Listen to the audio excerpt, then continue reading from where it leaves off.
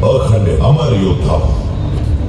भारत का इतिहास आध्यात्मिकता, धर्म, सत्य, वीरता और निष्ठा की दिव्य ऊर्जा का भंडार है और इससे ही उत्पन्न होते हैं धर्म की स्थापना और लोक कल्याण से प्रेरित अनगिनत अमर योद्धा। यह है हमारे प्रेरणा स्रोत और गौरव गाथा के सुनहरे पन्ने। मैं उसी दिव्य ऊर्जा से जन्मा भारत भूमि का अमर योद्धा और मैं आप सभी का हार्दिक अभिनंदन करता हूं। तेज और ज्ञान का उपासक भारत, अस्त्र और शस्त्र का उपासक भारत, यह धरोहर है पराक्रम की, वीरता की, शौर्य की। मैं आज आपको इन्हीं गौरव गाथाओं के कुछ लम्हों से अवगत कराऊंगा जो अनादिकाल से आने वाली पीढ़ियों के लिए प्रेरणादायक बन गई है। रामायण 6000 बरस पूर्व लड़ा गया भारत का पहला अंतरराष्ट्रीय युद्ध है। भारतीय युद्ध नीति की नींव है रामायण। राजनीति और रणनीति का आदर्श है रामायण। भौतिक रूप के साथ मनोवैज्ञानिक युद्ध का दर्शन है रामायण। श्री राम ने अयोध्या से दूर कुशलता से सुग्रीव की वानर सेना के साथ संधि करके अपनी सेना का संगठन किया और उसे मानसिक और शारीरिक रूप से तैयार किया। अपने लक्ष्य को कायम रखते हुए यह भी सुनिश्चित किया कि उनके पास पर्याप्त शस्त्र और साधन, नल और नील नामक तंत्रज्ञ की सहायता से गहरे समुद्र में राम सेतु बनाकर लंका तक पहुंचने की योजना बनाई। हनुमान ने गुप्तचर के रूप में महत्वपूर्ण भूमिका निभाई। उन्होंने न केवल सीता माता का पता लगाया बल्कि रावण की सेना की शक्ति और कमजोरियों की जानकारी भी प्राप्त की। रावण का बल टूटता गया और अंततः श्री राम की रणनीति विजयी। 3000 साल बाद ऐसा ही एक और महायुद्ध हुआ। महाभारत भारतीय युद्ध तंत्र की पहचान है। श्रीमद् भगवद गीता विश्व का एकमात्र ऐसा ग्रंथ है जो रणभूमि पर लिखा गया। मैंने कुरुक्षेत्र पर अर्जुन और कर्ण जैसे महान योद्धाओं का दर्शन किया। इस युद्ध के लिए ऐसे दिव्य अस्त्रों की खोज की गई जिन्होंने युद्ध का परिणाम और परिमाण भी बदल दिया। इस युद्ध में नेतृत्व, वीरता और बल का सबसे उत्कृष्ट उदाहरण है अभिमन्यु। मात्र 16 वर्ष की आयु में अद्वितीय साहस का प्रदर्शन करते हुए उन्होंने चक्रव्यूह जैसी जटिल संरचना को भेदा था। कुरुक्षेत्र में शत्रु को भ्रमित और मानसिक रूप से कमजोर करने के लिए 18 विभिन्न प्रकार के व्यूह रचे, जैसे चक्रव्यूह, पद्मव्यूह और गरुड़व्यूह। इस युद्ध में श्री कृष्ण की रणनीति का विशेष स्थान था। धर्म की रक्षा के लिए कई बार छल और कूटनीति का सहारा लिया गया, जैसे कि श्री कृष्ण ने शिखंडी को आगे कर भीष्म पितामह को निष्क्रिय कर दिया। महाभारत की इन युद्ध नीतियों ने मुझे सिखाया कि युद्ध में केवल बल ही नहीं बल्कि बुद्धिमता, कूटनीति और धर्म का पालन भी महत्वपूर्ण होता है। 300 ईसा पूर्व पहले महागुरु आर्य चाणक्य के अर्थशास्त्र ने मुझे शासन कला, कूटनीति और शत्रु की खुफिया जानकारी जुटाने का ज्ञान दिया।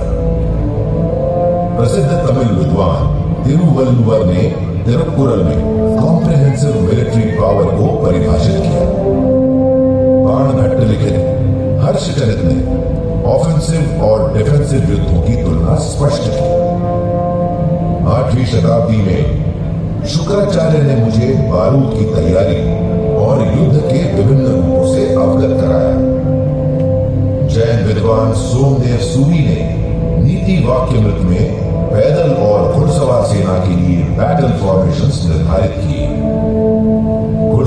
सेना ने मुझे स्पीड, मोबिलिटी और मनोवरेबिलिटी प्रदान की, जिससे मुझे दुश्मन को आउटरैंक करने की क्षमता मिली। इन सभी और अन्य कई विचारकों के ज्ञान ने मेरे युद्ध कौशल को सुदृढ़ किया। शक्ति ही धर्म की रक्षा करती है, चाहे वह स्त्री हो या पुरुष। युद्ध में वही विजय प्राप्त करता है जो नीति और सामर्थ्य का पालन करता है।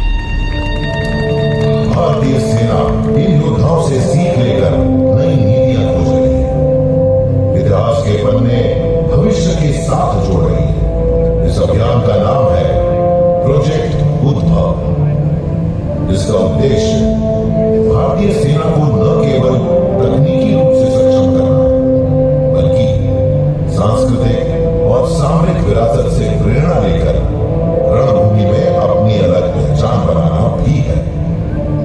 यह अभियान भारतीय सेना को विजय पथ पर ले जाएगा। युद्ध की कथा पुरानी है, वीरों का संघर्ष अविरत चलता रहता है। धर्म, शक्ति, विज्ञान समय के साथ बदलते हैं। प्राचीन काल में युद्ध बाजुओं की ताकत पर आमने सामने खेले जाते थे। ये हैंड टू हैंड कॉम्बैट का दौर था। नजदीकी संघर्ष यानी CQB ही एकमात्र जरिया था। हाथों में तलवारें, भाले, धनुष्यमान आ गए। यह पैदल सेना का युग था। बढ़ती जीवन गति के साथ कैवलरी फोर्सेस का उपयोग शुरू हुआ और हाथियों का समावेश यह भारतीय युद्ध की विशेषता है। स्पीड और स्ट्राइकिंग पावर युद्ध में निर्णायक भूमिका निभाई। इससे मुझे दुश्मन को आउटरैंक करने की क्षमता प्राप्त हुई।